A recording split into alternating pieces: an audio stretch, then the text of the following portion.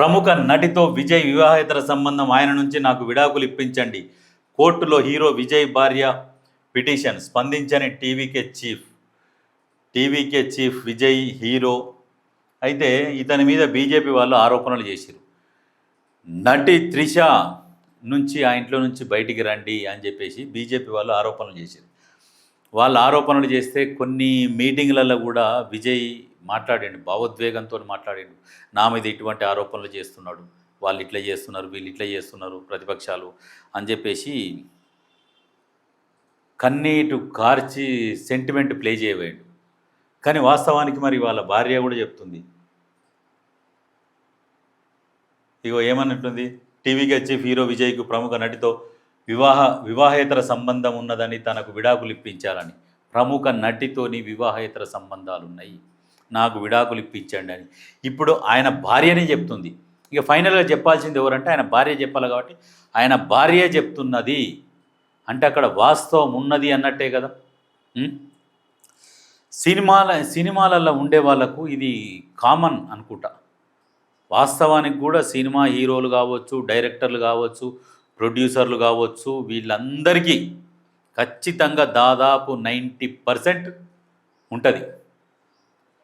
లేకుంటే హీరోయిన్లకు అంతంత రెమ్యునరేషను, వాళ్ళ మెయింటెనెన్సు, వాళ్ళకు మళ్ళా సపరేట్ ఒక బస్సు అది ఉంటుంది కదా, దాన్ని ఏమంటారుగా, ఆ బస్సులో కూర్చోబెడతారు షూటింగు.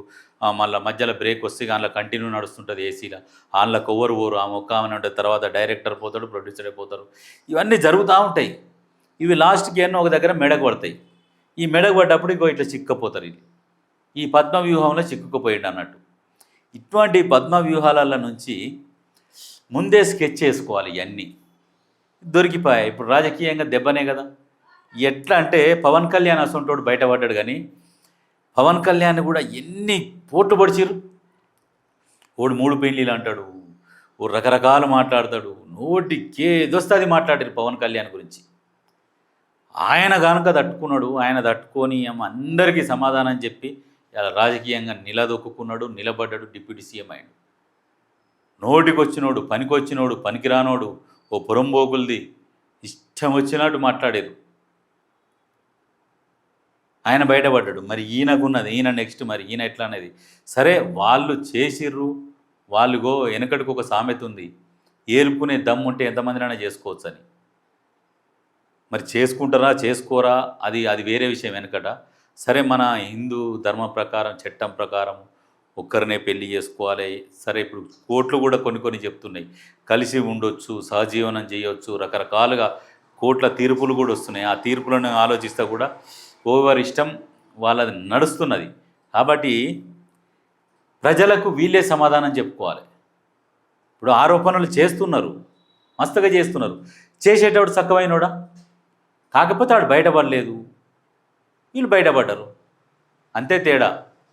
ఇప్పుడు ఈయన అనగానైన పెద్ద దొంగ అని కాదు, దోషాన్ని కాదు, అట్లాని కాదు. కాకపోతే ఉంటాయి కొన్ని బలీనమైన క్షణాలు కావచ్చు, ఏవైనా కావచ్చు, రకరకాల అంటే అక్కడ సిచ్యువేషన్ అట్లా క్రియేట్ చేసి ఉంటుంది. ఇప్పుడు వీళ్ళకి కూడా నేను రాజకీయాలలోకి వస్తా, ఇప్పుడు నేను ఇది చేస్తే అది చేస్తే ఎట్లా, ఇవన్నీ ఆలోచనలు అనేది ఉంటాయో ఉండవో, అది మరి వాళ్ళ అంతర్గత విషయం అది. సరే, ఏం జరిగినా ఏందనేది అంటే, సరే విడాకులు ఇస్తాడా, మరి త్రిషని పెళ్లి చేసుకుంటాడా, లేకుంటే ఆ భార్యతోనే కాంప్రమైజ్ అయ్యి నచ్చ చెప్పుకుంటాడా, అది ఆయన పర్సనల్. దీన్ని రాజకీయాలలో ఏం చేస్తారంటే, ఏ వ్యక్తి అయినా రాజకీయాలకు రాగానే పాయింట్అవుట్ చేస్తారు. దాన్ని పాయింట్అవుట్ చేసి ఇక దాన్ని ముందలేస్తారు, ఇక అనగదొక్కాలని ప్రయత్నం చేస్తుంటారు.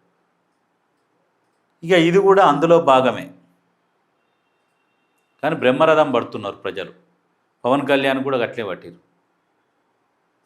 సరే, వాళ్ళ పర్సనల్ లైఫ్ వాళ్ళ ఇష్టం. పవన్ కళ్యాణ్ కూడా అప్పుడు ఆ మధ్యన ఒక మాట అన్నాడు, రాజకీయ నాయకులు ఒక్కొక్కడు మాట్లాడుతున్నారు, మీరు పైకి ఇట్లా మాట్లాడుతున్నారు, నేను డైరెక్ట్ పెళ్ళిళ్ళు చేసుకున్నారా నాయన, నేను 2 పెళ్ళిళ్ళు 3 పెళ్ళిళ్ళు, నేను విడాకులు ఇచ్చినా వాళ్ళకి నష్టం, వాళ్ళకు భరణం, వాళ్ళకి ఎంత ఇవ్వాలనో అంత కట్టించి నేను మళ్ళీ ఇంకో పెళ్ళిళ్ళు చేసుకున్నా, మీలాగా ఒక పెళ్ళి చేసుకొని 100 మందితో నేను తిరుగుతలేను అని చెప్పేసి కౌంటర్లు కొట్టిండు. వాస్తవం అది ఆయన మాట్లాడింది కూడా. కాకపోతే ఇటువంటి ఆరోపణలు వస్తూ ఉంటాయి. ఇటువంటి టైంలో ధైర్యంగా ముందుకు పోతే సక్సెస్. నాకు తెలిసి విజయ్ కూడా చాలా మొండి వ్యక్తి అనుకుంటా ఖచ్చితంగా. మరి విజయం సాధించాలని అనుకుందాము. ఎందుకంటే ఎవరిని కూడా మనము అనకూడదు. ఎందుకంటే అది వాళ్ళ పర్సనల్ లైఫ్ కాబట్టి మనకు సంబంధం లేని విషయం అది.